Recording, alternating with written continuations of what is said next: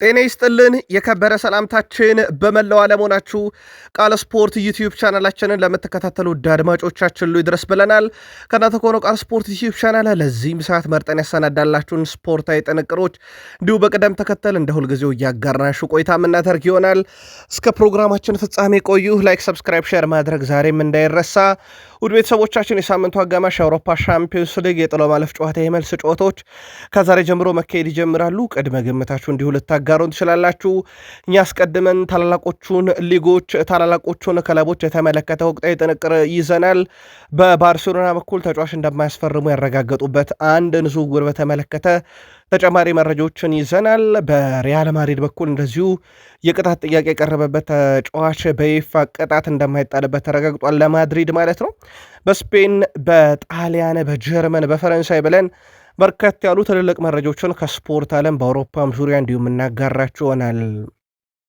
በተወዳጁ የእንግሊዝ ፕሪምየር ሊግ ለማደግ ከሚደረግ ጥረት ላለመውረድ እስከሚደረገው ጥረት በፕሪሚየር ሊግ መረጃ እናነሳለን። ቁልፍ የፕሪሚየር ሊግ ተጫዋቾችን የተመለከተ ወቅታዊና ዳታዊ መረጃዎችን እናነሳለን። ዛሬ አንድ የአውሮፓ ሻምፒዮንስ ሊግ የማጣሪያ ጨዋታ ያለበትን የፕሪሚየር ሊግ ክለብም እንዲሁ እናነሳለን።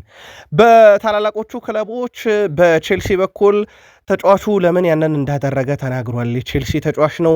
ኮል ፓልመር እናነሳለን። ሊያም ሮዛኔር ሀሳባቸውን አጋርተዋል። ተጨማሪ ጥንቅሮችን ይዘናል። ሊቨርፑሎች ከ236 ቀን የተፈጠረች እውነትን እንዴትም አይረሷትም። በዛው አያይዘን ተጨማሪ መረጃ እናነሳለን። ለሊቨርፑል ደጋፊዎች የሊቨርፑሎቹን የወቅቱን ኮከቦች በተለይም በተከላካይ ክፍል ያሉትን ጥምረቶችና አማካይ ክፍሉን የተመለከተ ልዩ ጥንቅር ይዘናል። የሊቨርፑልም ደጋፊዎች እስከ ፕሮግራማችን ፍጻሜ እንዲሁ ሀሳብ አስተያየታችሁን እያጋራችሁን አብራችሁን ቆዩ። በአርሰናል የመረጃ ሰዓታችን ከዝውውር ጋር በተያዘ ተጨማሪ መረጃዎችን እናነሳለን። ከአርሰናል ጋር ከጉዳት ጋር በተያዘ በተለይም ተጫዋቾች ወደ ሜዳ መች ይመለሳሉ በሚል ጉዳይ ኮንትራት በማራዘምና የአጥቂ ክፍሉን በተመለከተ ተጨማሪ መረጃዎችን ይዘናል። ለአርሰናል ደጋፊዎች የቡድን ዜናም በስፋት እናነሳለን። ማንቸስተር ዩናይትድን 2026 ከገባ አንድ ብሎ የሚያቆም ክለብ ጠፍቷል፣ ወይም የሚረታ ክለብ ጠፍቷል። ትላንትናም ከሜዳ ውጭ ዩናይትድ ድል አድርጓል። ድሉ የተገኘበት መንገድ ተመሳይ ተጫዋች ተመሳይ ቅያሬ ቤንያሚን ሼሽኮ ድንቅ በነበረበት ሰዓት ከዩናይትድ አጥቂው ብቻ አይደለም ግብ ጠባቂውም ሌላ ተአምራዊ ብቃትን ያሳየበት ጨዋታ ነበረ። ከዛ በዘለሉ ቤተሰቦቻችን ዩናይትድ ቀጣይ የአውሮፓ ሻምፒዮንስ ሊግን ዋስትና ለማግኘት በሚያደርገውም ጥረት ላይ በጣም ወሳኝ የተባለውን ድል ነው ያሳካው። ሶስቱ የዩናይትድ የፊት መስመር አዲስ ፈራሚዎች ለግቧ ምክንያት ናቸው። የቤንያሚን ሼሽኮ ግን አንድ አጋጣሚ በጣም ለየት ያለ ነው።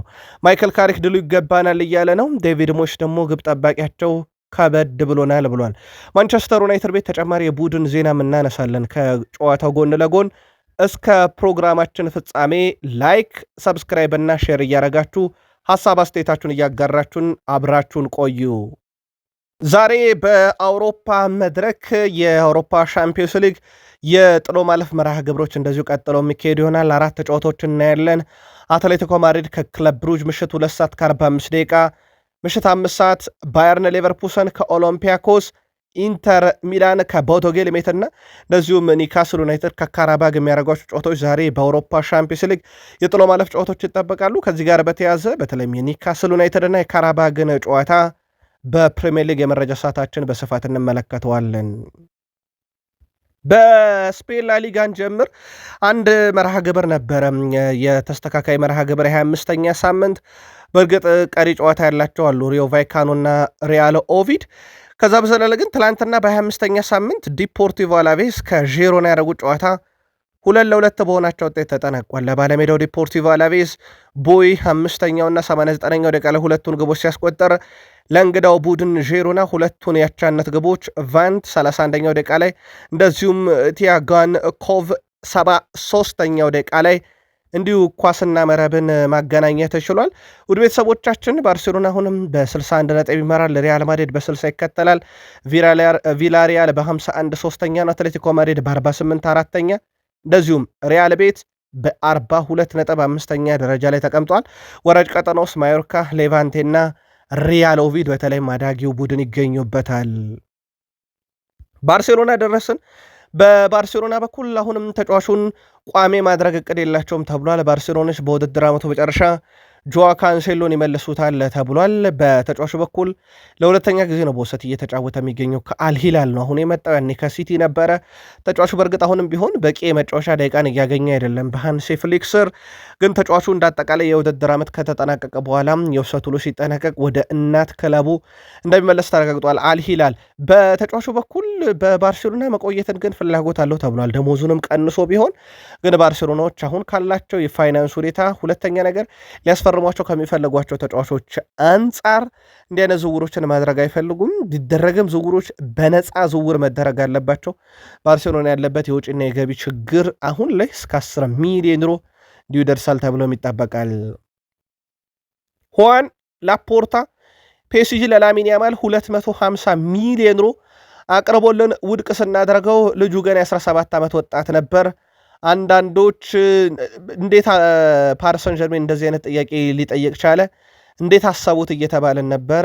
ግን ፓሪሰን ጀርሜኖች የላሚን ያማል ብቃት ገብቷቸው ነበረ ብሏል። እኛ ደግሞ ከ250 ሚሊዮን ዩሮ በላይ ተጫዋቹ ከኛ ጋር ረጅም ጊዜ አብረው መቆየቱ ስለሚያዋጣና ቆይተነዋል እንጂ በወቅቱ ጥያቄው ቀርቦ ነበር ብሏል። እሳቸው ፕሬዚዳንታዊ ቀስቀሳ ላይ ናቸው። ስለዚህ ላሚን ያማልን እስከ 250 ሚሊዮን ዩሮ ለባርሴሎና የሚያስገኝ ቢሆንም አልሸጥኩትም እያሉ የቀስቀሳቸው አካል አድርገውታል። ከዛ ውጭ እሳቸው ያው ሜሲን ማቆየት እችል ነበረ፣ ነገር ግን ከክለቡ ጋር በተያዘ ብድር ብንወጣና በሳቱ ያንን ብድር ብናገኝ ክለቡን ለ50 ዓመታት ወደኋላ መልሰን ኪሳራ ውስጥ የመክተት ያክል ነበረ። ለዛ ነው ከሜሲ ባርሴሎናን ያስቀደምኩት ብለዋል። አሁን ላይ በእሳቸውና በሜሲ መካከል ግን ግልጽ ልዩነት እንደተፈጠረ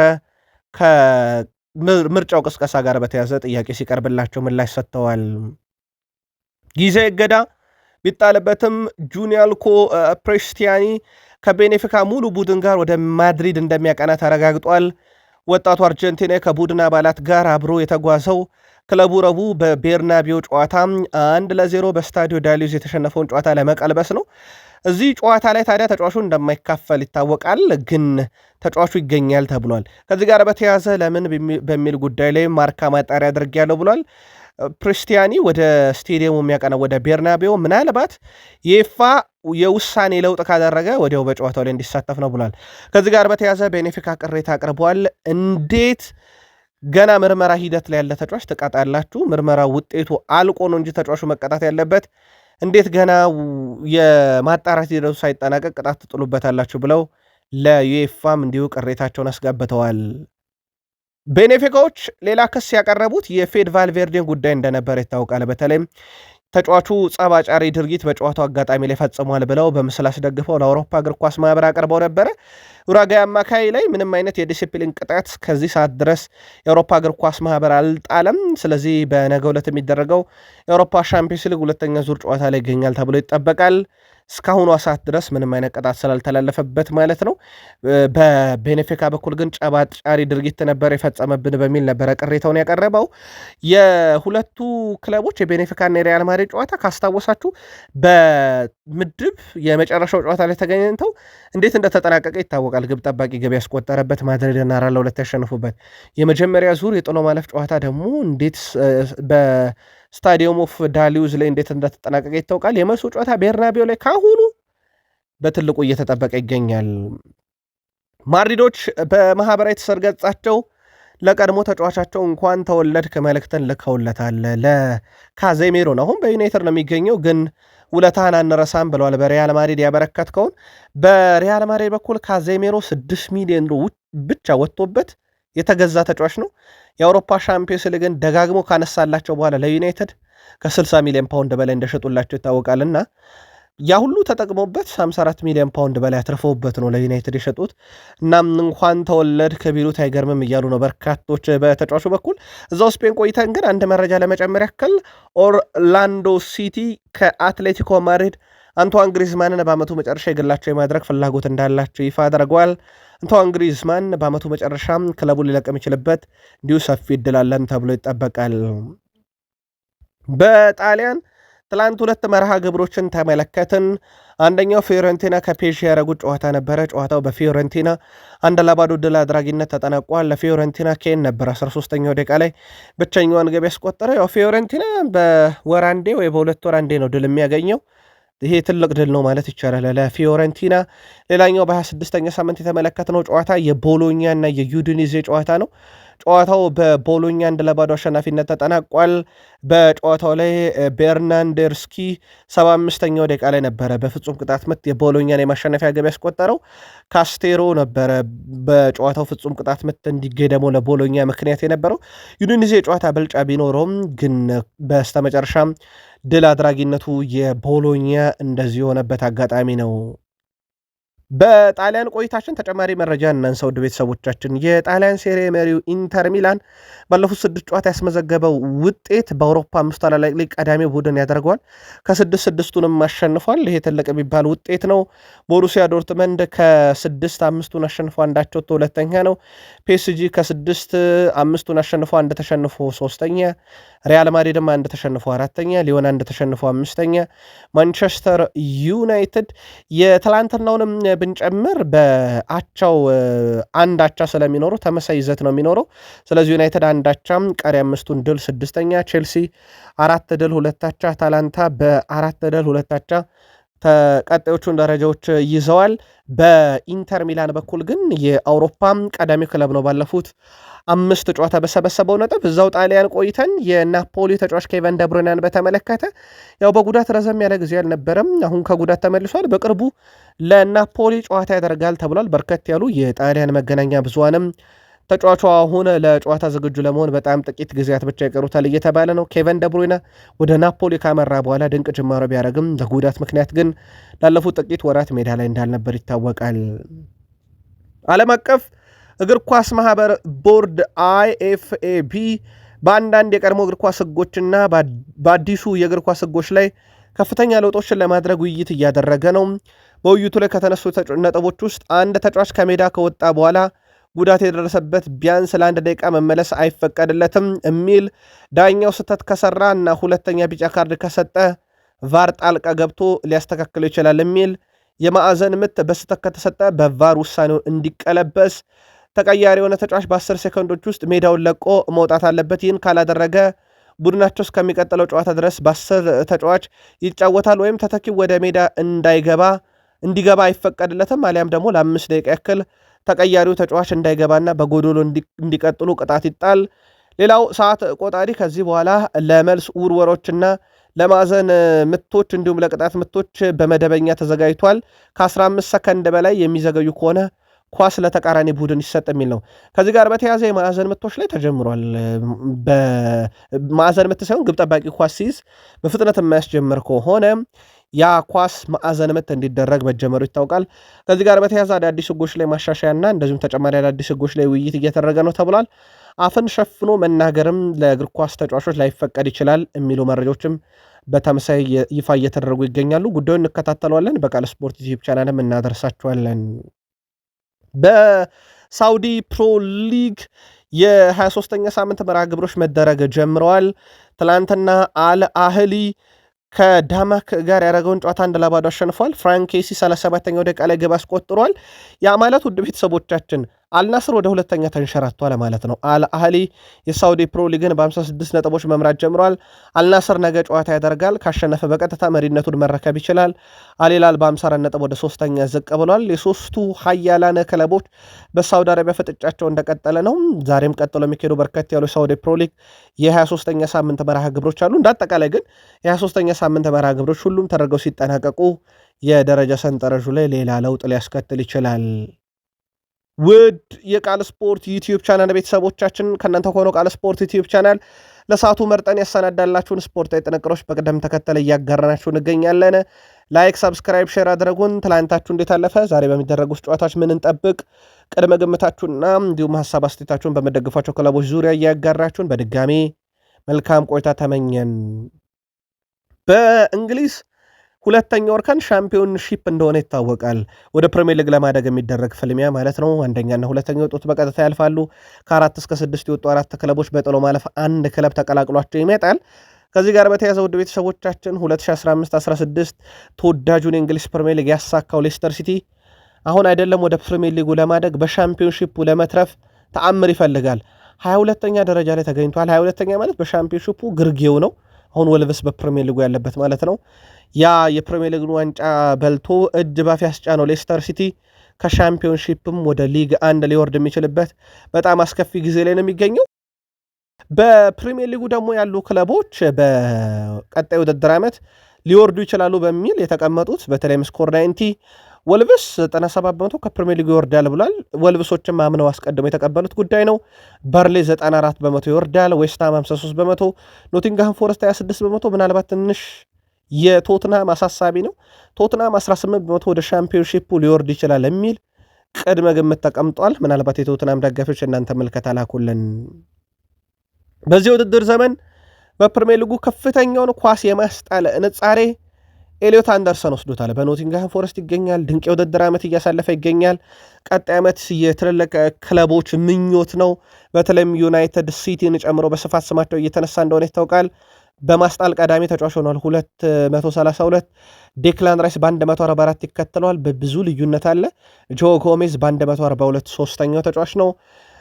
ኖቲንግሃም ፎረስት እንደ ቡድን ጥሩ አይደለም ዘንድሮ 4ኛ አሰልጣኝ ላይ ደርሷል። እንኳን ነገሮች አልጠም ብለውት አሁን በግለሰብ ደረጃ ግን ብናየው በጣም ጥራት አለው። ሌላው እንደዚህ አይነት መረጃን ካነሳን በሰሞኑ የቀድሞ የሊቨርፑል ተጫዋች የነበረው በሲቲም ተጫውቷል ጄምስ ሚለር አሁን በብራይተን 654 ጨዋታዎች ላይ በመድረስ በፕሪሚየር ሊግ በርካታ ጨዋታ ያደረገ ተጫዋች መሆኑ ይታወቃል።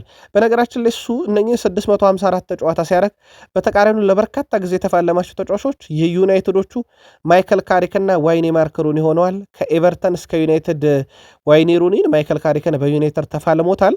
ከዛ በዘለለ ፒተር ክሮችን 21 ጊዜ፣ ዳረን ፍሌቸር እንደዚሁም ላይተን ቤንስ 20 ጊዜ የገጠማቸው ተጫዋቾች ናቸው። እሱ ደግሞ በግሉ 654 ጨዋታን በማድረግ የፕሪሚየር ሊግ ሪካርድ እንደያዘ ይታወቃል። ከጋሬዝ ባሪ ነጥቆታል፣ ግን የጨዋታ ደቂቃው ዝቅተኛ እንደሆነ ይታወቃል። ኒካስል ውድ ቤተሰቦቻችን 55 ሚሊዮን ፓውንድ ከፍለዋል ኢላንጋን ለማስፈረም ከኖቲንግሃም ፎረስት 37 ጨዋታ አድርጎላቸው አንድ ጎል በካራቦ ካፕ፣ ምንም ጎል በፕሪሚየር ሊግ በኤፍኤ ካፕ እና በአውሮፓ ሻምፒዮንስ ሊግ፣ ምንም አሲስት በአውሮፓ ሻምፒዮንስ ሊግ በካራቦ ካፕ በኤፍኤ ካፕ፣ አንድ አሲስት በፕሪሚየር ሊግ፣ 2 የግብ አስተዋጽኦ በሁሉም መድረክ ለኒካስል። ምናልባት መጥፎ ፈራሚ ሊሆን ይችላል። ምልከታችሁን እናጋሩን። ዛሬ ኒካስል ያው የቅንጦት ጨዋታ ነው የሚያደርገው፣ ምክንያቱም ካራባግን ሜዳው ድረስ ሄዶ 6-1 በሆነ ውጤት ድል አድርጎት እንደነበረ ይታወቃል። ዛሬ ምሽት 5 ሰዓት የመርሃ ግብረ ማሞ ያክል የሆነ ጨዋታ በኒካስል ይጠበቃል። በእርግጥ የአውሮፓ ሻምፒዮንስ ሊግ ምሽትን ማመን አስቸጋሪ ቢሆንም ማለት ነው። ኒካስል በዚህ ውድድር ዓመት 19 ድል 9 አቻ 15 ሽንፈት፣ በካራባግ በኩል 23 ድል 4 አቻ 10 ሽንፈት አስተናግደዋል። ኒካስል የመጨረሻ 4 ጨዋታ የመጨረሻ 5 ጨዋታ 3 ድል 2 ሽንፈት፣ የካራባግ የመጨረሻ 5 ጨዋታ 3 ድል 2 ሽንፈት ተመሳይ ነው። የመጀመሪያ ዙር ጨዋታ ካራባግን ኒካስል 6-1 አሸንፏል። ዛሬ መልስ ጨዋታ ነው። በድምር ያሸነፈው ወደ 16 ጥሎ ማለፍ እንደሚገባ ይታወቃል። ዌስሊ ፎፋና ከአርሰናል ጋር በነበረው የካራባው ካፕ የመልስ ጨዋታ ስቅስቅ ብሎ ሲያለቅስ ተመልክተ ነው ነበረ። ምክንያቱን አስረድቷል። ከቼልሲ ጋር ዋንጫ ባለማንሳቴ ነው እንደዛ ያለቀስኩት ብሏል። የቡድን አጋሮቼ ዋንጫ አሸንፈዋል ይላል። የክለቦች ዓለም ዋንጫ ኮንፈረንስ ሊግ አብዛኞቹ የቼልሲ ተጫዋቾች እንዳነሱ ይታወቃል። ካሁኑ ስብስብ እኔ ያንን አላሳካውም፣ እናም በዚህ በጣም ተከፍቻለሁ። ሽንፈቱ አሳዝኖኛል፣ ምክንያቱም በዚህ ውድድር ዘመን ከቼልሲ ጋር ዋንጫ ማሳካት ፈለጋለሁ፣ በተቀሩት ውድድሮች ላይም የተቻለኝን አደረጋለሁ ብሏል። ከፎፋና ቀይ ካርድ ጋር በተያያዘ ያው በአርሰናል ጨዋታ ቀጣይ እሁድ አይገኝም። አርሰናልን ለመግጠም ባለው ስብስብ ውስጥ አሁን ቻሎባ፣ ቶንሲ አድራቢው፣ አቼፖንግና ማማዱ ሳር ይገኛሉ። ማማዱ ሳር የመጣበትን ምክንያት ምናልባት ምላሽ የሚሰጥበት ጨዋታ ሊሆን ይችላል ተብሎ ይጠበቃል። የዌስሊ ፎፋና ቀይ ካርድ የዘረኝነት ጥቃትም እንዲያስተናግድ አድርጎት እንደነበረ ይታወቃል። ያለቀሰው ግን ከክለቡ ጋር ዋንጫ ሌሎች አንስተው እኔ ባለማንሳቴ ነው ብሏል። ኮል ፓልመር በውድድር ዓመቱ ዘንድሮ በእርግጥ የጨዋታ ደቂቃውም በጣም ዝቅተኛ ነው፣ የተጫወተው የጨዋታ ብዛት ዝቅተኛ ነው። ግን ባለፉት 3 ዓመታት ውስጥ በጣም ዝቅተኛውን ቁጥር እያስመዘገበ ይገኛል። እንዳልኳችሁ በጨዋታ ለአብነት ያክል 2023/24 29 ጨዋታ ነበር የተጫወተው። አምና 36 ጨዋታ፣ ዘንድሮ 14 ወርዷል። ጉዳት እንዳለ ሆኖ ማለት ነው። የግብ አስተዋጽኦን ብናይ ዘንድሮ 9 ነው፣ 8 ጎል 1 አሲስት። ሙከራ ከፍጹም ቅጣት ምት ውጪ ሙከራው 13 ነው። የመታው ፔናልቲ ያስቆጠረው ማለት ነው 5 ነው። ብዙ ቁጥሮቹ ቀንሰዋል። ግን እንዳጠቃላይ ይሄን ቁጥር ቢቀንስም ተጫዋቹ ግን የተጫወተው የጨዋታ ብዛት መቀነስ እንደ ምክንያት እየተነሳ ነው። ከሰሞኑ ተቀይሮ ወጥቶ ከሊያም ሮዘኔር ጋር በተያያዘ ቅሬታ ሲያሰማ ነበረ፣ ለምን ተቀየርኩኝ በሚል። በእርግጥ የፎፋና ቀይ ካርድ ነበረ ለሱ መቀየር ምክንያት። ያንን ተከትሎ ያው የዩናይትድ ቀንደኛ ደጋፊ ነው በሚል መረጃዎች ከተሰራጩ በኋላ ከዛ በመቀጠል ደግሞ የእሱ የቅርብ ጓደኛ ለዩናይትድ በቅርቡ መጫወቱ አይቀርም ካለ በኋላ እያንዳንዱ የፓልመር እንቅስቃሴዎች ሁሉ አሁን ላይ ትርጉም እየተሰጡበት እንደሆነም ይታወቃል። ሊያም ሮዛኔር አጠቃላይ ቼልሲን እየመሩ 12 ጨዋታዎች ላይ ደርሰዋል። 8ቱ ድል ናቸው፣ 2ቱ አቻ ናቸው፣ 2ቱ ሽንፈት። ሁለቱም ሽንፈት በካራቦ ካፕ የደርሰው መልስ ጨዋታ በግማሽ ፍጻሜ በአርሰናል የደረሰባቸው ናቸው። በአንጻራዊነት ካየነው ያው በርከት ያለውን ጨዋታ በድል አጠናቀዋል። የእሳቸው የመጀመሪያን 12 ጨዋታ ከገመገማችሁት ማለት ነው። ከዛ ውጭ ግን ሊያም ሮዛኔር በሚዲያው ላይ አንዳንድ ነገሮችን ማሰማት ጀምረዋል። በተለይም አንዳንድ ሰዎች ቀድመው ነው ስላንተ ጀጅ የሚያደርጉት ወይም ሀሳብ ውሳኔ የሚሰጡብህ። አንተ የጾታን ጉዳይ ያነሱብሃል፣ የመጣህበትን አካባቢ፣ የምትከተለውን ሃይማኖት፣ የቆዳ ቀለምን እያነሱ ያብጠለጥሉሃል። ሰዎች መለካት ያለባቸው በስራና በስራቸው ጉዳይ ብቻ ነው ብለዋል ሊያም ሮዛኔር። ሰዎች ለእያንዳንዱ ስራቸው ተጠያቂ መሆን ያለባቸው፣ በማህበራዊ ሚዲያ ላይ የሚተላለፉ እያንዳንዱ ነገር ቁጥጥር ሊደረግባቸው ይገባል። በተለይ መልእክቶቹ ሚዛናዊ ሆነው መለኪያ ግን ያስፈልጋል ብሏል እና ሰዎች በቆዳ ቀለማቸው፣ በጾታቸው፣ በሃይማኖታቸው፣ በመጡበት አካባቢ ሳይሆን በሰሩት ስራ ነው መመዘን ያለባቸው ብሏል። ከቢቢሲ ጋር ቆይታ ነበራቸው ሊያም ሮዛኔር። ከሰሞኑ እየተነሱ ያሉ የዘረኝነት ጥቃቶችም አሳሳቢ እንደሆነ ተናግረዋል። እሳቸውም በቆዳ ቀለም ጥቁር የሚባሉ እንግሊዛዊ ተጫዋች እንደሆኑ ይታወቃልና ከዚህ ጋርም በተያያዘ ዌስሊ ፎፋና ላይ ከሰሞኑ የደረሰውም ጉዳይ ተቀባይነት የለውም ማለታቸው ይታወቃል። 236 ቀን ወደኋላ ብንመለስ ሊቨርፑሏን የማይረሷት ቀን ናት። ዲያጎ ጆታ ህልፈተ ህይወት የተሰማበት ነበረ። በመኪና አደጋ ከወንድሙ አንድሬ ሲልቫ ጋር ህይወቱ ያለፈበት ቀን ነበረ። በእግር ኳስ ዓለም ውስጥ በጣም ከበድ ያለውን ዜና በቅርብ የሰማነው አንደኛ እሱ ነበረ። በእርግጥ ከዛ በፊት እነ ሚሼል አንቶኒዮ ከበድ ያለ የመኪና አደጋ አስተናግደው በተአምር እንደተረፉ ይታወቃል። ዲያጎ ጆታ ግን አልተፈቀደለትም ነበር ያ ይሆን ዘንድ። ያ ከሆነ እነሆ 236 ቀን ሆነ። ለሊቨርፑል፣ ለየርገን ክሎፕ፣ ለአርኔ ስሎት የመጨረሻ ደቂቃ ግብ አስቆጣሪያቸው ሲቸገሩ ገብቶ ጨዋታ የሚቀይርላቸው ተጫዋች ነበረ። በዛው ግን እቺን መረጃ ካነሳን ሊቨርፑል በክሎፕ ስር 18 ግቦችን ከ90 ደቂቃ በኋላ አስቆጥሯል። የፕሪሚየር ሊጉንም ሪካርድ የወሰዱት በዚህ አጋጣሚ ነበረ። በርከት ያሉ የ90 ደቂቃ በኋላ ግቦችን በማስቆጠር። በነገራችን ዩናይትድ በፈርጊ ስር 16 ብቻ ነው ያለው። የሊቨርፑል ቡድን በተለይም ከክሎፕ በኋላ በጣም አደገኝነቱ እስከ መጨረሻው ደቂቃ እንዲሆን ያስቻለ ነው። ፈርጊ ታይም ግቦች ብዙ ይነሳሉ፣ ግን የሊቨርፑል ክሎፕ ያክል እሳቸውን ፈርጊ ቡድናቸው ግብ አላስቆጠረም። ከ90 ደቂቃ በኋላ 18 አለው። እንዳጠቃላይ በፕሪሚየር ሊግ ሊቨርፑል 48 አለው። የዚህ ኦርኬስትራ መሪ ደግሞ በብዛት ዲያጎ ጆታ እንደነበረ የሚዘነጋ አይደለም። ቨርጅል ቫንዳይክ በዚህ ውድድር ዘመን በፕሪሚየር ሊግ 133 የአየር ላይ ግንኙነቶችን ድል አድርጓል። ይሄ በአንደኛ ደረጃ ያስቀምጠዋል። ሁለተኛውም ሰው በነገራችን ላይ ከዛው ከሊቨርፑል ነው፣ 96 አለው። ሁለቱ የአየር ላይ ማሽኖች ማለት ይቻላል በሊቨርፑል ዘንድሮ ድንቅ ጥምረት እያሳዩ ነው። እንደ ቡድን ግን ሊቨርፑል ጥሩ ባይሆንም ማለት ነው። በተለይም አምና ሻምፒዮን ከነበረው ሊቨርፑል አንጻር የቫንዳይክ ኮንትራት እስከሚቀጥለው ዓመት አለ። የኮናቴ በዚህ ዓመት መጨረሻ ይጠናቀቃል። አሁንም ድርድሩ እንደቀጠለ ነው። ምንም አይነት እልባት እንዳላገኘም እየተዘገበ ይገኛል። ሌላው የቡድኑ ተጫዋች ዶሚኒክ ሶቦስላይን በተመለከተ በዚህ በ7 ጨዋታ ከፕሪሚየር ሊግ ተጫዋች መካከል በቀኝ ተከላካይ ቦታ ላይ ከፍተኛ ሬቲንግ ወስዷል። በዛ ቦታ መደበኛ ቦታው አይደለም፣ ግን በችግር ምክንያት እየተጫወተ እንደሆነ ይታወቃል። ወደ 7.29 ወስዷል። ሪስ ጄምስ ወደ 7.18፣ ማቴዎስ ኑኔስ ወደ 7.09 እያለ ይቀጥላል። ግን የዶሚኒክ ሶቦስላይ ይህ ሬቲንግ የተሰጠው በዛ ቦታ ብቻ ባደረገው ጨዋታ አይደለም፣ እንዳጠቃላይ በአማካይ የተሰጠው ሬቲንግ ነው ከሁሉም ቀዳሚ ያደረገው። ግን በርካታ ጨዋታዎችን በዛ የሜዳ ክፍል ላይ ለማድረግ ተገዶ እንደነበረ ግን የሚዘነጋ አይደለም። አርሰናል የክረምት ዝውውር መስኮት ከመድረሱ በፊት የ50 ሚሊዮን ፓውንድ ወጪ ሊያደርግ ይችላል እየተባለ ነው በአንድ ዝውውር ላይ። ይሄኛውም የቤን ዋይትን ዕጣ ፈንታ ሊወስነው ይችላል ተብሏል። ኢቫን ፌርናንዴዝ በቅርበት እየተከታተሉ ነው አርሰናሎች። ይሄ 50 ሚሊዮን ፓውንድ ሊያስወጣቸው ይችላል ይህን ተጫዋች ማምጣት። ፍሬ ኔዳ እንደ ፕሪሚየር ሊግ ባሉ ክለቦች ውስጥ በአርሰናል ብቻ እየተፈለገ ያለ አይደለም፣ በበርካታ ክለቦች ይፈለጋል። ተጫዋቹ በስፖርቲንግ ሊዝበን ይገኛል። የአርሰናል መልማዮች ስፖርቲንግ ሊዝበን ተጫዋች ማምጣት ምን ያህል ፈታኝ እንደሆነ ራሳቸው አንድሪያ ቤርታ የሚያውቃሉ። ጊዮኬሬሽን እንዳይት እንዳመጡት ተጫዋቹን እየተመለከቱት ነው። ቲም ቶክ አረጋግጧል። የቤን ዋይት እጣ ፈንታንም በአርሰናል ሊቋጨው ይችላል እየተባለ ነው። ዩሊያን ቲምበር በቦታው ላይ ቀዳሚ ነው። በእርግጥ የመጫወቻ ደቂቃ ይነስ እንጂ የቤን ዋይት በርካታ የአርሰናል ደጋፊዎች ግን እንዴት በጣም በተጣበበ ጨዋታ ላይ የቤን ዋይትን ገልጋሎት ቡድኑ አያገኝም በሚል ማይክል አርቴታ እንደተወቀሱበት ይታወቃል። አሁን ደግሞ ጭራሽ ቤን ዋይት በአመቱ መጨረሻ ሊወጣ የሚችልበት አይነት ዝውውር በመለማዮቻቸው በኩል እየተመለከቱ ነው። ካይ ሃቨርዝን በተመለከተ በቶትናም ጨዋታ ይደርሳል ተብሎ ነበረ፣ ግን እንዳልተገኘ ይታወቃል። አሁንም ተጫዋቹ ከለንደን አካባቢ የሚወጡ የመረጃ ምንጮች ለቼልሲም ጨዋታ የተረጋገጠ ነገር ባይኖርም አጠራጣሪ ነው ተብሏል። የሚኬል አርቴታ የመጨረሻ ጋዜጣዊ መግለጫ ይጠበቃል። በእርግጥ እሳቸውም በዛ ጨዋታ ላይ እርግጡን ይናገሩታል የሚለው ነገር ለማወቅ በጣም ይቸግራል፣ ግን በዛ ጨዋታ ላይ መገኘት እድል ሊኖረው ይችላል እየተባለ ነው።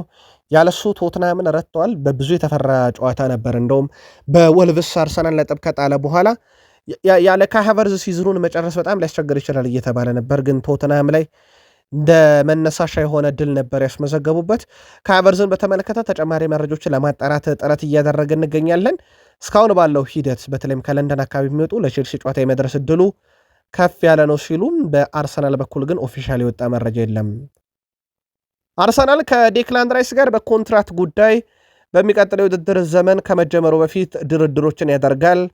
ይህንን በቅርብ ዓመታት በዚህ ዓመት በደንብ አሳይቶናል። አርሰናል የበርካታ ከዋክብቶቹን ኮንትራት እንዳራዘመ ይታወቃል። ስለዚህ በዛ መሰረት የዴክላን ራይስ ይቀጥላል ተብሏል።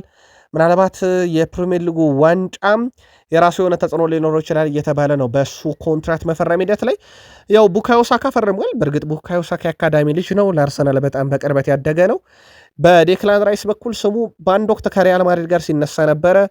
በርካቶችም በየክለቦቻቸው እንደ ዴክላን ራይስ ተጫዋች ያስፈልገናል እስኪሉ ድረስ ድንቅ ብቃቱን ያሳየ ተጫዋች ነው። በአንድሪያ ቤርታ በኩል እንደ ድርድር መጀመሪያ 5 ዓመት ኮንትራት ለማቅረብ ዝግጁ ሲሆኑ፣ በተጨማሪም ደግሞ ራይስ አዲሱ ኮንትራት እንደሚፈርምና የቀረበውን የእግር ኳስ ዘመኑን በአርሰናል እንደሚቋጭ እንግዲህ በቡድኑ በኩል እምነቶች አሉ ተብሏል። ወይም ረጅሙን ጊዜ በአርሰናል ያሳልፋል የሚል እምነት አለ። ከአርሰናልና ከዴክላን ራይስ ጉዳይም ጋር በተያያዘ ተከታታይ መረጃዎች ይኖሩናል። ዮኬሬሽ በዓለም ደረጃውን የጠበቀ አጥቂ ነው ወይም ለሚቀጥሉት 5 ዓመታት ለአርሰናል አስደናቂ አጥቂ ይሆናል ብዬ አላስብም ሲል ተደምጧል። ጄሚ ካራገር የቀድሞ የሊቨርፑል ሰው በዮኬሬሽ ላይ አዲስ ዘመቻ ከፍቷል። ነገር ግን የአሸናፊነት ስነልቦናውን በጣም ወድለታለሁ፣ ተነሳሽነት አለው። እኔ እያልኩ ያለሁት መፍትሄ ይሆናል ብዬ አላምንም ነው ለአርሰናል እያለ የሚገኘው። እናም በዓለም አቀፍ ደረጃ የምጠራው 9 ቁጥር ሊሆን አይችልም ብሏል። በራሱ የመተማመን መንፈስ አይጎድለውም። ኳሱን ሲያገኝ ዝም ብሎ ነው የሚመታው። ይህም ልክ እንደ አለን ሽረር ያለ አሸናፊነት ስነልቦና ነው። ግን ለአርሰናል መፍትሄ ይሆናል በሚል ግን ፍጹም አላሰበም እያለ ነው። ምናልባት የመጀመሪያ ዓመቱን እያሳለፈ ይገኛል። አዲስ ከፈረሙ የፕሪሚየር ሊግ አጥቂዎች 15 ግብ ያለው ቀዳሚ ተጫዋች በነገራችን ላይ እሱ ነው። ከኤኬቴኬም በላይ ከቤንያሚን ሼሽኮ ከዩናይትዱም በላይ ከሊቨርፑል ኤኬቴኬም በላይ ኢሳክ ጉዳት ላይ ስላለ ለማንሳት በጣም ይቸግራል። በርካታ ግቦችን አስቆጥሯል። 2026 ከገባ በኋላ በርካታ የፕሪሚየር ሊግ ግብ ያለው በነገራችን ላይ ዮኬሬሽ ነው። ጄሚ ካራገር ግን ፈጽሞ የአርሰናል መፍትሄ ይሆናል ብዬ በፍጹም እኔ አላስብም እያለ ይገኛል። ምናልባት የጄሚ ካራገርን ሐሳብ ከተረዳችሁት የአርሰናል ደጋፊዎች ምልከታችሁን ላኩልን። አርቴታ ፕሪሚየር ሊግ ዋንጫ ፉክክር እስከ መጨረሻው ይቀጥላል። አሁን ላይ ምንም ነገር ለመወሰን ይቸግራል፣ እኛም እስከ መጨረሻው እንፋለማለን ብለዋል። በቀጣይነት አርሰናል እንግዲህ በርከት ያሉ የለንደን ክለቦችንና እንዳጠቃላይ ለንደን ውስጥ እየተዘዋወረ ጨዋታ ያደርጋል። ለአብነት ያክል በሚቀጥሉት 10 ጨዋታ 2 ከለንደን ውጭ ጨዋታ ነው ያለበት፣ የብራይተን እና የሲቲ ጨዋታ ከሜዳ ውጭ የሚያደርገው። ቀሪዎቹ ጨዋታዎች ወይ በሜዳው ነው የሚያደርገው ወይ እዛው ለንደን ላይ ተዘዋውሮ ነው የሚያደርጋቸው። በ10 ጨዋታ አርሰናል የዋንጫ ህልውናውን ሊወስንበት ይችላል ተብሎ ይጠበቃል። ከዛ በዘለለ በአርሰናል በኩል እንግዲህ የ33ኛ ሳምንት ከሲቲ ጋር የሚያደርጉ ጨዋታን በትልቁ እንደሚጠበቅ ይታወቃል። እነ ጋሪ ኔቭል በእርግጠኝነት አርሰናል እዛ ሄዶ ያሸንፋል ብለው ቅድመ ግምታቸውን ገና ካሁኑ የሰጡበት ጨዋታ እንደሆነም ይታወቃል። ከአርሰናል ጋር በተያዘ ቀጣይም የደርቢ ጨዋታ ነው ያለባቸው ከቼልሲ ጋር በሳምንቱ መጨረሻ ላይ ለንደን ደርቢ ጨዋታ ይጠብቃቸዋል። አሁን አሸናፊ ቡድን አይቀየርም በሚለው መስፈርት የቶትንሃሙ ቡድን ነው ወደ ሜዳ መግባት ያለበት ወይንስ ሚኬል አርቴታ የተወሰኑ ቅያሬዎችን ማድረግ አለባቸው ብላችሁ ታስባላችሁ? የአርሰናል ደጋፊዎች በቡድን ዜና በተለይም ከቼልሲ ጨዋታ ጋር በተያያዘ እንዲሁ ምልከታችሁ ልታጋሩን ትችላላችሁ። ዩናይትድን የሚያቆም ጠፍቷል። በ2026 በድል ደረጃ በፕሪሚየር ሊግ የ27ኛ ሳምንት መርሃ ግብር ዩናይትድ ከሜዳ ውጭ ሄዶ ሄልዲክሰን ስቴዲየም ኤቨርተንን 1-0 አሸንፏል። የመጀመሪያ ዙር ጨዋታ ኦልትራፎርድ ላይ ኤቨርተን ይሄንኑ አድርጎ ነበር ዩናይትድ ላይ። ትላንትና ዩናይትድ ሂሳብ አወራርዷል። በተመሳይ የግብ መጠን ቤንያሚን ሼሽኮ ተቀይሮ ከገባ በኋላ 71ኛው ደቂቃ ነው። ትላንትና ደግሞ የአሸናፊነቷን ግብ ከመረብ በማዋሃድ የቻለው አሰልጣኝ ማይከል ካሪክ ቡድኑ እየመሩ ያደረጋቸውን 6 ጨዋታ አልተሸነፉም፣ 5ቱን አሸንፈዋል። ቤንያሚን ሼሽኮ ባለፉት 7 ጨዋታ 6ኛ ጎሉን አስቆጥሯል። በዘንድሮ ዓመት በፕሪሚየር ሊጉ ተቀይሮ እየገባ የቤንያሚን ሼሽኮን ያክል ግብ ያስቆጠረ ተጫዋች የለም። ዩናይትድ ነጥቡን 48 አድርሶ ከተፎካካሪዎቹ በተለይም በአውሮፓ መድረክ ሊቨርፑልና አርሰናል በ3 ነጥብ ልቆ ከአናቱ ካለው አስቶን ቪላ በ3 ነጥብ አንሶ 4ኛ ነው። ኤቨርተን እዛው በ37 ነጥብ 9ኛ ላይ ቀርቷል። ቀጣይ ሳምንት ቅዳሜ ኒውካስል ዩናይትድ ከኤቨርተን እንዲሁም ማንቸስተር ዩናይትድ ከክሪስታል ፓላስ ጋር እንዲሁ የፕሪሚየር ሊግ መርሃ ግብራቸውን የሚያከናውን ይሆናል። ማንቸስተር ዩናይትድ በ2026 ከገባ በፕሪሚየር ሊጉ ምንም ጨዋታ ያልተሸነፈ ብቸኛው የፕሪሚየር ሊግ ክለብ እንደሆነ ይታወቃል። በአውሮፓም ዙሪያ ከሚጠቀሱት ውስጥ ነው። ዩናይትዶች ያለፉትን 10 ጨዋታ በፕሪሚየር ሊጉ 6ቱን ረትተው 4ቱን አቻ ወጥተዋል። ማንቸስተር ዩናይትድ አሁን ላይ የአውሮፓ ሻምፒዮንስ ሊግ ተሳትፎን በ3 ነጥብ ልዩነት እየመራ ይገኛል። 6 ጨዋታ 5 አሸንፎ 1 አቻ ተለያየ። ባለፉት ማለት ነው በካሪክ ስር 12 ጎል አስቆጥሮ 6 ጎል ተቆጠረበት። በ3 ጨዋታ መረቡን አላስደፈረም። ሴላመንስ ቀጣይ የማንቸስተር ዩናይትድ ጨዋታ ከክሪስታል ፓላስ፣ ከኒካስል ዩናይትድ፣ አስቶን ቪላ ጋር እንደዚሁ ነው የሚያደርገው ጨዋታዎችን። ከተጋጣሚዎቹ አንጻር ይሄ ደረጃ መዳቢ የሚባሉ አይነት ቡድኖችና በተለይም ከአስቶን ቪላ ጋር ደግሞ በቀጥታ የሚደረግ ፉክክር ሊሆን ይችላል።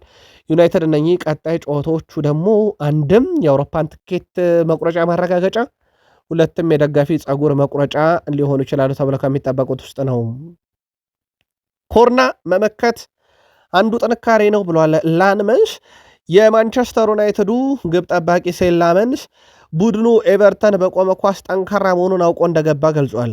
የቆመ ኳስና ማዕዘን ምት የተለየ እንደሚሆን አውቀን ነበር ያለው ላመንስ፣ ነገር ግን ከጥንካሬዎቼ አንዱ እንደዚህ አይነት የቆሙ ኳሶችን መከላከል ነው ብሏል። ምርጥ ጨዋታ አላደረግንም። በተለይ በመጀመሪያ አጋማሽ ኳስ መቆጣጠር ላይ የተሻለ መስራት አልቻልንም ብሏል ላመንስ። አክሎም አቅም እንዳለኝ ያውቃለሁ፣ ምክንያቱም ባይሆን እዚህ አልገኝም ነበረ፣ በራስ መተማመን ያሁን ከፍ ያለ ነው ሲል ተደምጧል። ሴላመንስ ከጨዋታውም በኋላ የጨዋታው ኮከብ ተብሏል።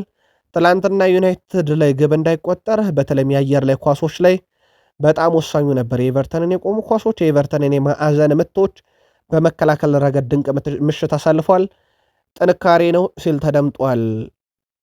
ማንቸስተር ዩናይትድ አሸናፊ ያደረገች ግብ ተቀይሮ ገብቶ ያስቆጠረው ቤንያሚን ሼሽኮ ተመጣጣኝ ብሎታል ጨዋታውን።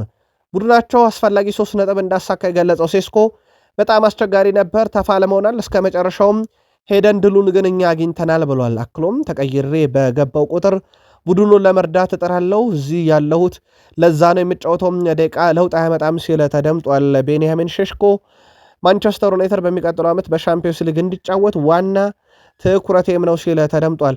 በነገራችን ላይ ቤንያሚን ሼሽኮ ለዋናው ማንቸስተር ዩናይትድ ተቀይሮ እየገባ የሚያመጣቸው ለውጦች በጣም አስደናቂ ናቸው። ለአብነት ያክል ቤንያሚን ሼሽኮ 2026 ከገባ በኋላ ተቀይሮ ገብቶ ፉልሃም ላይ 94ኛ ደቂቃ ያሸናፊነት ግብ፣ 96ኛው ደቂቃ ላይ ዌስትሃም ላይ ያቻነት ግብ፣ ትላንትና ተቀይሮ ገብቶ 71ኛ ደቂቃ ኤቨርተን ላይ የማሸነፊያ ግብ አስቆጥሯል።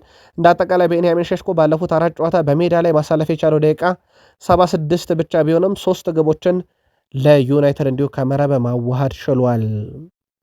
በቤንያሚን ሼሽኮ በኩል በ2026 የውድድር ዘመን በፕሪሚየር ሊጉ ያለ ፍጹም ቅጣት ምት በርካታ ግቦችን አስቆጥሯል። በአማካይ ደግሞ ካሰላ ነው በትንሽ ደቂቃ ብዙ ግብ የሚያስቆጥረው ነው።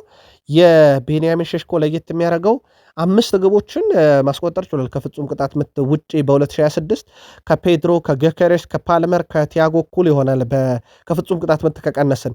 ነገር ግን ከሚጫወተው ጨዋታ አንጻር ተጫዋቹን ከተመለከትን በ1 ደቂቃ ከ65 ሰከንድ ግቦችን ለዩናይትድ እያስቆጠረ ይገኛል። ከተጫዋቹ ጋር በተያያዘ ውድ ቤተሰቦቻችን ማይክል ኦዌን ሀሳቡን አጋርቷል። የቀድሞ የማንቸስተር ዩናይትድ ተጫዋች ማይክል ኦዌን የተጫዋቹ አቅም በትክክል እየተመለከትን ነው። ጎሎችን እያገባ ነው። ሁልጊዜም በቋሚ አሰላለፍ ውስጥ ባይጀምርም እንኳን ለማንቸስተር ዩናይትድ ትልቅ ጥቅም አለው። የእሱ ምርጥ ጨዋታ ባይሆንም ጎል ሳይቆጠርባቸው ዩናይትዶች ጨርሷል። በሱ ግብ አሸንፏል።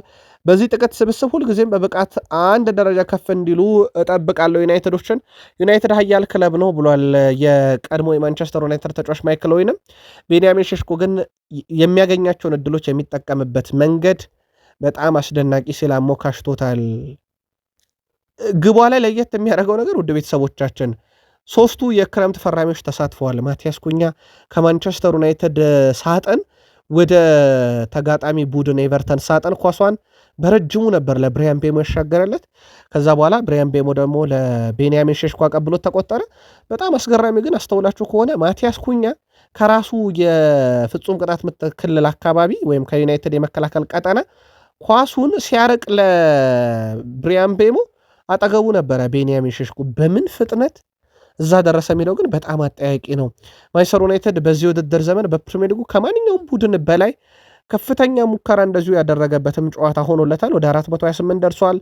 በዚህ ውድድር ዘመን በፕሪሚየር ሊጉ ከየትኛውም ቡድን የበለጠ 58 ኳሶችን ክለቡ ወደ ግብ ሲሞክር ኢላማውን የጠበቁለት ነበረ። በርካታ ሙከሮችንም በአውሮፓ ዙሪያ በማድረግ የሚበለጠው በባርሴሎና፣ ኢንተር ሚላን እና ሪያል ማድሪድ ብቻ ነው። የዩናይትድ ፊት መስመር በጣም አደገኛ መሆኑን ዳግም አዲሶቹ ፈራሚዎች ትላንትና እንዲሁ ያስመለከቱበት ነበር ማለት ይቻላል።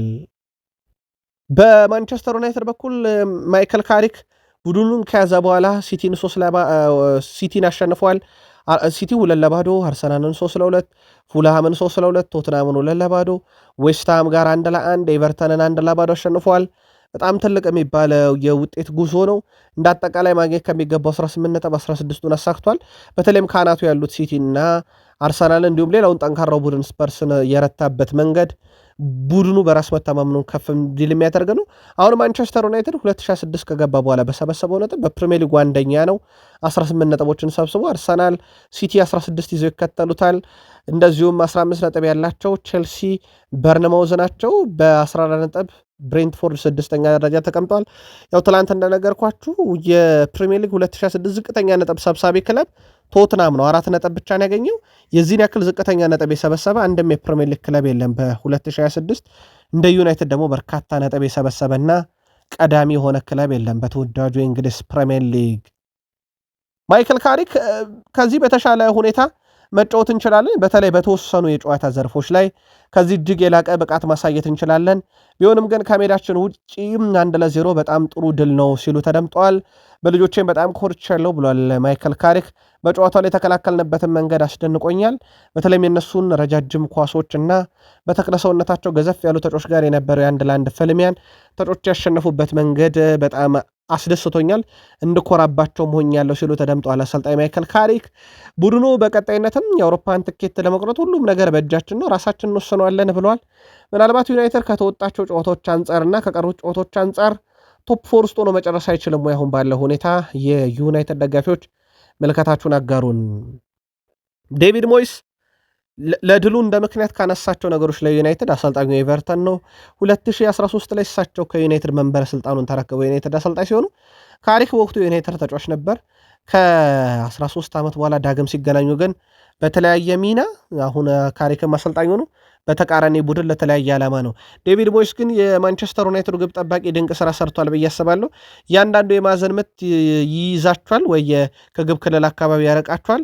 በጨዋታው ላይ እሱ የማንቸስተር ዩናይትድ ግብ ጠባቂ ተጽዕኖ ፈጣሪ ነበር ሲሉ ተደምጠዋል። ምንም ጥርጥር የለውም። ሴላመንስ በጨዋታውም ኮከብ ያስባለውን ብቃት ነበር እንዲሁ ያሳየው። አሽሊ ያንግ የቀድሞ የማንቸስተር ዩናይትድ ተጫዋች ነው። የመጀመሪያ አጋማሽ ከነበረ ሁኔታ አንጻር ለማንቸስተር ዩናይትድ በጣም ወሳኝ ድል ነው ብሏል። ዩናይትድ በጨዋታው ለመቆየት ያደረገው ጥረት ተስፋ ለመቁረጡና ያንን ግብ ያስቆጠረበት መንገድ ቡድኑ በጥሩ ጊዜው የነበረውን ማንነቱን የሚያስታውስ ብሎታል። በእውነቱ ጎሉ ለሼሽኮ በጣም አስፈላጊ ነበር፣ ቡድኑም እጅግ በጣም ወሳኝ 3 ነጥብ ያሳካበት ነው ብሎታል አሽሊ ያንግ። እናም በማንቸስተር ዩናይትድ እንዲህ አይነት ድሎች ያስፈልጋሉ ብሏል። በውድድር ዓመቱ መጨረሻ የአውሮፓን ትኬት መቁረጥ የሚያስችል አይነት ቡድን እየተመለከትኩ ነው። በእንቅስቃሴ ደረጃ የትኛውንም ጨዋታ በየትኛውም መንገድ ከዚህ በኋላ ማሸነፍ ግድ ስለሚል ዩናይትድ ያገኘው ድል በጣም ወሳኝ ነው። በተለይ ከረፍት በፊት የነበረው እንቅስቃሴ ደካማ ስለነበረ ውጤቱ ለዩናይትድ በጣም አስደሳች ነው ብሏል አሽሌ ያንግ። ከረፍት በፊት በጣም ያልተረጋጋ ጨዋታ ነበረ በዩናይትድ በኩል በተለይ ኤቨርተኖች በዞናል ማርኪንግም ይሄ ማንቱማንም ለዩናይትድ በጣም ፈታኝ ነበሩ በሁለቱም የሜዳ ክፍል ላይ። አሽሌ ያንግም ያንን የታዘበው ይመስላል። ካዜሜሮ ትላንትና በልደቱ ቀን ነው ጨዋታ ያደረገው። 34 ዓመት የሞላው ትላንትና ነው። 104 ኳሶችን ነክቷል። በአመቱ መጨረሻ ከዩናይትድ የሚለያየው ሰው ሁለት ቁልፍ ኳስ አቀበለ። 78% ኳስ የማቀበል ስኬት ነበረው። አንድ ሙከራን አድርጓል። 100% ድሪብሉ ስኬታማ፣ 7 ድንቅ ኳሶችን አስጥሏል። 8 ኳሶችን ሪከቨሪ አድርጓል ወይም መልሶ ነጥቋል። እሱ የተሳሳታቸውን 7 የመሬት ላይ ግንኙነቶችን አሸንፏል። ሜዳው ላይ ወደ 122.5 ሜትሮችን አካሏል። ሁለት ኳስ ከግብ ክልል አርቋል። ምናልባት ከ34 ዓመቱ ጋር በተያዘ ሊነሳ የሚችለው 5 የአውሮፓ ሻምፒዮንስ ሊግ፣ 3 የስፔን ሱፐር ካፕ፣ 3 የክለቦች ዓለም ዋንጫን፣ 3 ላሊጋን፣ 2 የአውሮፓ ሱፐር ካፕ፣ 1 ኮፓ ዴላሬ እና ከዩናይትድ ጋር የሊግ ካፕ ባለቤት እንደሆነ ይታወቃል። ትላንትና በ34 ዓመቱም ላይ ድንቅ ጊዜን ያሳልፏል። ብራያን ቤሞም በዩናይትድ ትላንትና አሲስት ያደረገው እሱ ነው። በአጠቃላይ ብራያን ቤሞ በዚህ ውድድር ዘመን በፕሪሚየር ሊጉ 22 ጨዋታ ለዩናይትድ አድርጓል። 9 ጎል፣ 3 አሲስት፣ 12 የግብ አስተዋጽኦ ያለው በግብ ደረጃ ከፍተኛ እሱ እንደሆነ ይታወቃል። የመጀመሪያ ዓመቱን እያሳለፈ ነው በዩናይትድ። ትላንትናም ድንቅ የሚባል ጊዜን ያሳልፏል። በጨዋታው ላይ በተለይም ግቧ ስትቆጠር ቤንያሚን ሼሽኮን ጠብቆ ሳጥን ውስጥ ከግብ ጠባቂ ጋር 1-1 እንዲገናኝ ምክንያት የሆነ ተጫዋች እሱ ነበረ። በተለይም የዩናይትድ መልሶ ማጥቃት በአጭር ቅብብሎሽም በረጅም ኳስም ሲጀመር እሱን ታርጌቶች ያደረጉ ነበር። ያው ፍጥነቱ ይታወቃል። በጣም ፈጣን ተጫዋች እንደነበረ ትላንትና በማንቸስተር ዩናይትድ በፕሪሚየር ሊግ 3ኛ አሲስቱን ነው እንደዚሁ በጨዋታው ላይ ማበርከት የቻለው። ካሪክ ጥሩ መንፈስ ወደ ዩናይትድ እንዲመጣ አድርጓል። ወይም ካሪክ የክለቡን ጥሩ መንፈስ መልሷል እያለ ነው ቫንደርሳር። ጋሪ ኔቨል ግን የዩናይትድ ትልቅ አሰልጣኝ ያስፈልገዋል የሚል መከራከሪያ ይዞ መጥቶ አሁንም ሌጀንዶች ከዩናይትድ ጎን የማይቆሙት ለምንድን ነው የሚያስብል ትንታኔን ትላንት ስካይ ስፖርት ላይ ሰጥቷል። በተንታኝነት እያገለገለ የሚገኘው የቀድሞ የማንቸስተር ዩናይትድ ተጫዋች ጋሪ ኔቨል ማይክል ካሪክ የቋሚ አሰልጣኝ ቦታ አይገባውም በሚል አቋሙን ገልጿል። ከዚህ በፊት ሮይ ኪን ነበር ይህን ሀሳብ ይዞ ሲሟገት የነበረው። ከማይክል ካሪክ ጋር ችግር የለብኝም ያለው ጋሪ ኔቨል እሱ ጓደኛዬ ነው፣ በዩናይትድ የማይታመን ስራ ሰርቷል። ነገር ግን ማንቸስተር ዩናይትድ ክረምት ላይ ትልቅ ስም ያለው ትልቅ አሰልጣኝ ማምጣት አለበት እያለ ነው። የቀድሞ የክለቡ ታሪካዊ ግብ ጠባቂ ኤዱን ቫንደርሳን በበኩሉ ዩናይትድ ለዓመታት በአሰልጣኝ ሲቸገር ነበር፣ ካሪክ በ5 ጨዋታ ቀይሮታል። አክሎም እሱ በክለቡ ጥሩ መንፈስ መፍጠር ችሏል ያለ ሲሆን ትክክለኛውን የማንቸስተር ዩናይትድ የጨዋታ ዲኤንኤ መልሶታል። ስለዚህ እሱ መቀጠል አለበት እያለ ነው ኤዱን ቫንደርሳን። ያው አብረው የመጫወት አጋጣሚ ነበራቸው። በእርግጥ ኤዱን ቫንደርሳን ግብ ጠባቂ ነው፣ ግን እነኚህ እነ ጋሪ ኔቭል እነ ሮይ ኪን አሁንም ከዩናይትድ ተጫዋቾችና አሰልጣኞች በተቃራኒ የሚቆሙበት ምክንያት ግን ግልጽ አይደለም። በተመሳይ ተመልክተናል። ዋይኒ ማርክ ሩኒ ቢያንስ እስከ ውድድር ዓመቱ መጨረሻ አቋሙ ታይቶ ጥሩ ከሆነ ቢቀጥል መልካም ነው ማለቱ የሚዘነጋ አይደለም። ሌሳንድሮ ማርቲኔዝ ትላንት በጨዋታ ያልነበረው በጉዳት ምክንያት እንደነበረ ይታወቃል። ሌሳንድሮ ማርቲኔዝ ያጋጠመውን ጉዳት በተመለከተ አሰልጣኝ ማይክል ካሪክ ከጨዋታው በኋላ ምላሽ ሰጥቷል። ከባድ ጉዳት አይመስልም፣ ነገር ግን ዝግጁ ስላልሆን ያላሰለፍ ነው ብሏል። በእሳቸው በኩል እንግዲህ የተከላካይ ክፍላቸው ላይ ሌኔሮን ከሃሪ ማጓየር ለማጣመር ግድ ብሏቸው ነበረ። የኤቨርተኑ ጨዋታ ያመለጠው ተጫዋቹ መቼ ይመለሳል ወደ ሜዳ በሚለው ጉዳይ ላይ ተጨማሪ ሕክምና ምርመራ ውጤቶችን እንጠብቃለን ብሏል። ምናልባት ለዩናይትድ ቅርብ የሆኑ ምንጮች በሳምንቱ መጨረሻ ወደ ልምምድ ሊመለስ ይችላል የሚለው መረጃዎችን እያወጡ ይገኛሉ። በዚህ ሰዓት ዩናይትድ በጣም በወሳኝ ምዕራፍ ላይ ነው የሚገኘው። የየትኛውም ተጫዋች ግልጋሎት ያስፈልገዋል። የቁጥር መብዛት በራሱ ያስፈልገዋል። በእርግጥ ዩናይትድ ለሮቴሽን የሚገደድ ቡድን አይደለም። በሳምንት አንድ ጨዋታ የማድረግ ግዴታ ነው የሚጠበቅበት። ግን ሌሳንድሮ ማርቲኔዝን ማጣት ለዩናይትድ ሮቴሽን ብዙ ላይ ያስፈልገው ይችላል በሚል የሚተው አይነት ተጫዋች አይደለም። በተጫዋቹ ብቃት በመከላከል ብቻ አይደለም፣ በተለይም ከራሱ የሜዳ ክፍል ኢላማቸውን የጠበቁ ትክክለኛ ኳሶችን ወደ አጥቂዎች በማሻገርም በትልቁ ይጠቀሳል። አማድ ዲያሎ ሲቲ ላይ ያስቆጠራት ግብ ትልቅ ማሳያ ተደርጋ ልትወሰድ ትችላለች። ዩናይትድ አሁን በፕሪሚየር ሊጉ የሰበሰበው ነጥብ ብዛት 48 ደርሶ አራተኛ ነው። ካናቱ ካለው ከአስቶን ቪላ በ3 ያንሳል። ከታች ካሉት ከቼልሲና ከሊቨርፑል በ3 ይልቃል። የአውሮፓን ትኬት ለመቁረጥ የሚደረግ ጥረት ነው። ፕሪሚየር ሊጉ አርሰናል በ61 ይመራል፣ አንድ ተጨማሪ ጨዋታ አድርጓል። ሲቲ በ56 ይከተላል። አስቶን ቪላ በ51 ሶስተኛ፣ ማንቸስተር ዩናይትድ በ48 አራተኛ፣ ቼልሲ በ45 አምስተኛ፣ ሊቨርፑል በ45 በግብ ክፍያ አንሶ ስድስተኛ ነው። ውድ ቤተሰቦቻችን በፕሪሚየር ሊጉ እንግዲህ ከአርሰናል ውጭ ያሉ ክለቦች 13 ጨዋታ ይቀራቸዋል። አርሰናል 10 ጨዋታ ይቀረዋል። አርሰናል ቀሪዎቹ ክለቦች 11 ጨዋታ ይቀራቸዋል። እንዴት አድርገው ይወጡታል ቀሪዎቹን ጨዋታ? ምን አይነት የደረጃ ሰንጠረዥ በአመቱ መጨረሻ ይኖራል የሚለው ግን በትልቁ አጓጊ ነው። ለማንኛውም ለእግር ኳስ አፍቃሪያን ዛሬ ምሽት 2:45 በአውሮፓ ሻምፒዮንስ ሊግ ሁለተኛ ዙር የመልስ ጨዋታ አትሌቲኮ ማድሪድ ከክለብ ብሩጅ፣ ምሽት 5 ሰዓት ባየር ሌቨርኩሰን ከኦሎምፒያኮስ፣ ኢንተር ሚላን ከፖርቶ ጌልሜት እንዲሁም ኒካስል ዩናይትድ ከካራባገ ጨዋታቸውን ያደርጋሉ። ለምትደግፏቸው ክለቦች መልካም እድል ብለን ከቃል ስፖርት ዩቲዩብ ቻናል ለመክሰኞ ማለዳ ያሰናዳላችሁ ጥንቅር ፍጻሜው እዚህ ጋር ሆነ። ሰናይ ቀን ይሆንላችሁ።